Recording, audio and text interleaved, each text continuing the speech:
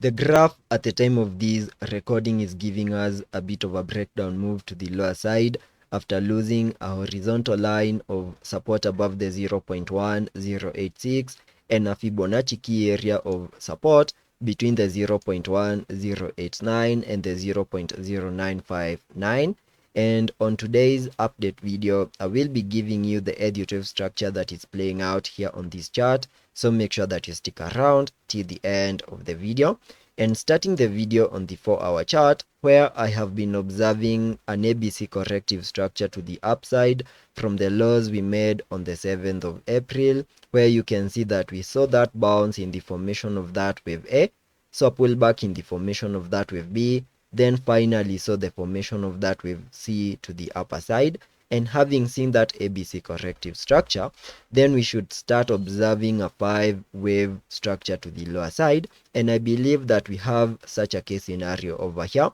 having this as the wave 1. Whatever we have over here is the bounce in the formation of that wave 2, and whatever is unfolding at the time of this recording is the formation of that wave 3 before we can expect a wave 4, and then finally see one more new low in the formation of that wave 5 to the lower side. And to just check whether the second wave over here did the minimums, we can connect the Fibonacci's from the high of the wave 1 to the low of that wave 1. And you can see that the target area between the fib level 0.5 and the 7.8 was fully hit, an area within which you can see that we got rejected and started another pullback to the lower side in the formation of this wave 3, and using the fib extension, connecting it from the high of the wave 1 to the low of that wave 1, then connecting the Fibonacci's to the high of that wave 2. The first area that I was paying attention to was the fib ratios 1:1, and that was above the 0.097 over here, an area that we fully maximized. So there are high chances that this is the low for this wave 3,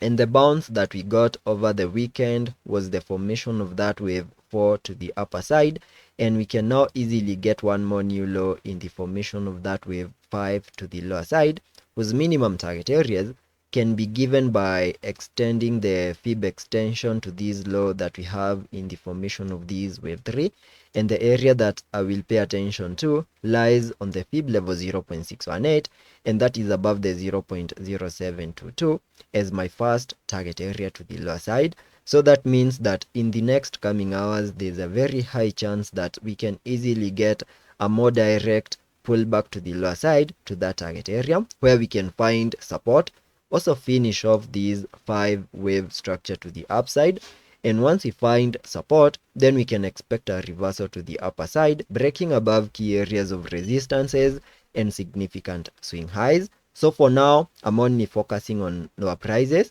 and using the Fibonacci's, I can also be able to give you an area that you need to pay attention to. Having seen this ABC corrective structure, then using the Fibonacci's, connecting the fibs from the low of the wave A to the high of that wave C, we can pay attention to the golden pocket of this whole movement over here, which is the area between the fib level 0.5 and the 7.8, and that is between the 0.0989 and the 0.0803, an area within which we can find support and then start another reversal to the upper side in the next coming days. So we can either find support within this blue target area, or maybe continue unfolding to the lower side in this 5-wave structure, and the worst case scenario will only unfold